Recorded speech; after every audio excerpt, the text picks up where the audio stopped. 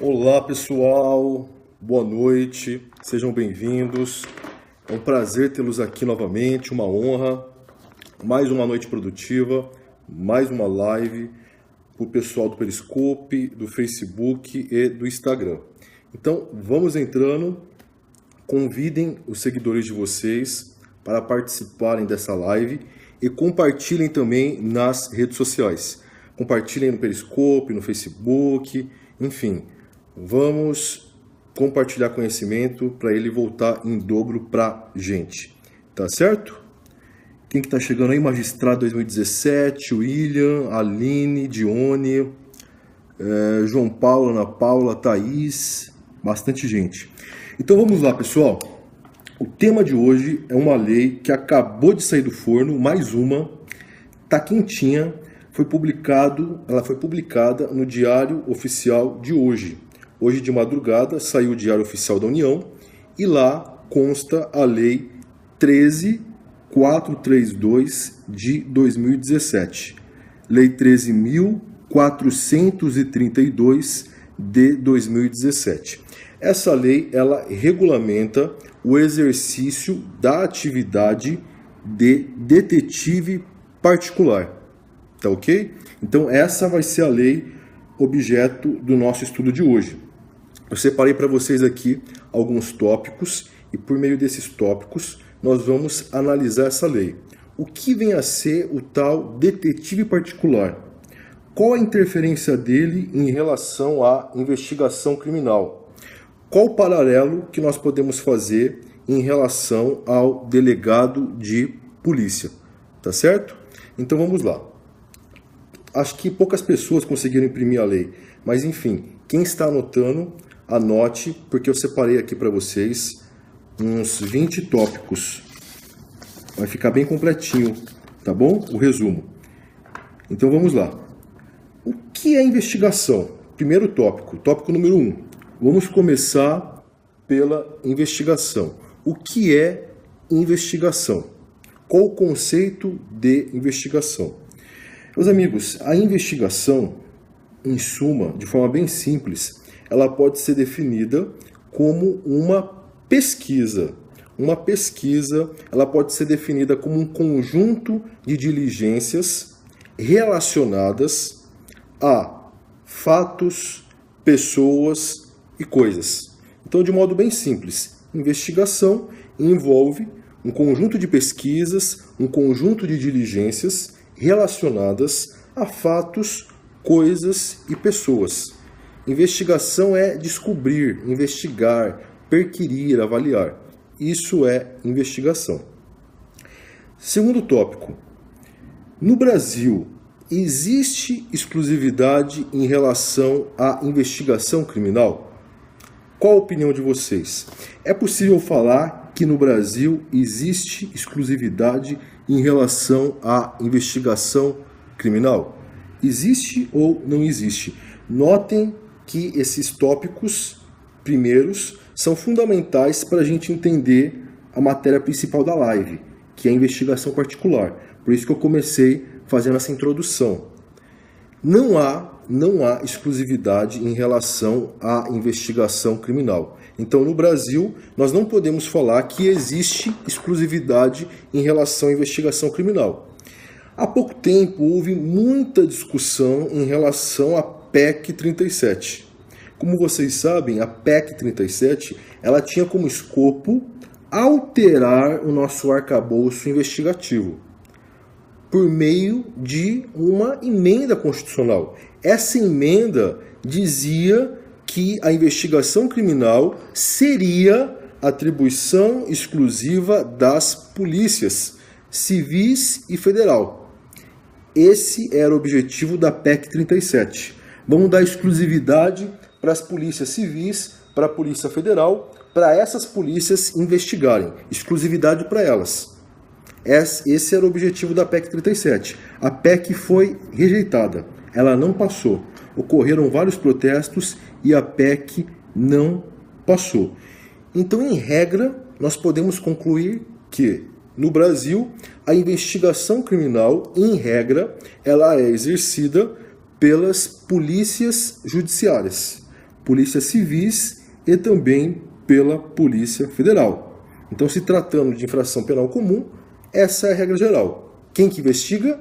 Polícia civis e Polícia Federal. Nos termos do artigo 144, parágrafo 1º e inciso 1º e parágrafo 4º.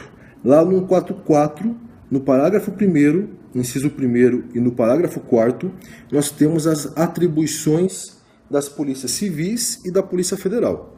Muito bem. Terceiro tópico. Qual a posição dos tribunais em relação a essa questão da exclusividade? Dos tribunais superiores, STJ e STF. Meus amigos, os tribunais superiores têm vários julgados no sentido de que a função investigativa em relação à investigação criminal. As polícias realizam, em regra, mas outros órgãos podem realizar também. Querem um exemplo? Há pouco tempo, o Supremo Tribunal Federal decidiu que o MP tem poder de investigação. Há pouco tempo, o Supremo Tribunal Federal decidiu que o MP tem poder de investigação. Essa é uma prova cabal de que as nossas cortes superiores não aceitam a tese de exclusividade na investigação criminal. Entenderam? Então esse foi o nosso terceiro ponto. Nosso quarto ponto.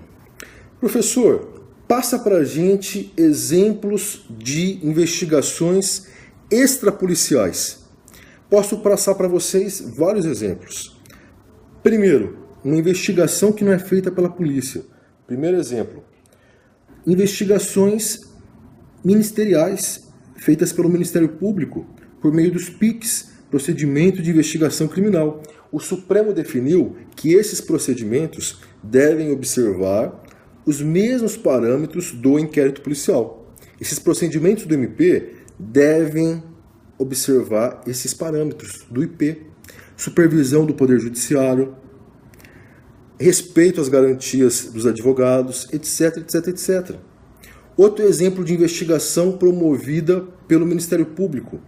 Quando eu, delegado, estou fazendo uma investigação e surgem indícios envolvendo um promotor de justiça, eu não posso continuar com as investigações. Eu tenho que enviar o caso para o Procurador-Geral de Justiça ou para o Procurador-Geral da República. E aí esse procurador vai definir o andamento da investigação. É um exemplo de investigação ministerial. No âmbito do Poder Judiciário, nós também temos investigações. Se eu, delegado, estou investigando e surgem indícios de envolvimento no crime relacionados a magistrados, eu não posso continuar investigando.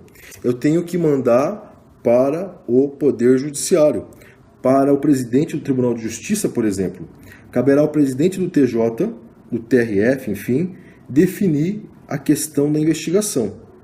Qual roteiro ela vai observar?